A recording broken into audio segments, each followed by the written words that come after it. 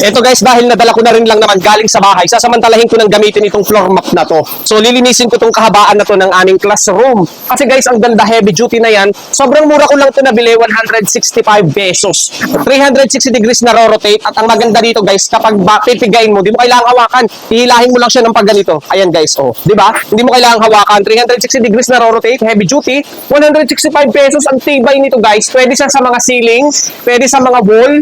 Ayan guys, napakaganda. Tapos ang maganda dito guys, yung mga kantuhan, yung mga sulok gaya nito, yan yung mga singit, ayan. Kaya niyang malinis at maabot dahil dun sa design niya. Kantuhan kasi naka-triangle siya. Kaya sobrang ganda ng floor mat na to. Sobrang mura, ang sulit, grabe. Dinala ko lang muna galing sa bahay, kaya sasamantalahin ko, gamitin na muna dito para bago ko iuwi, nalinis ko na muna itong harapan namin ng classroom. Kasi guys, ang putik, madumi, kapag maulan, laging pasa dito sa balkon na to ng classroom namin. Sobrang mura, nakakatuwa, 165 pesos lang. So kung gusto nyo guys, sa bahay ninyo, sa classroom, pwede, check out mo na.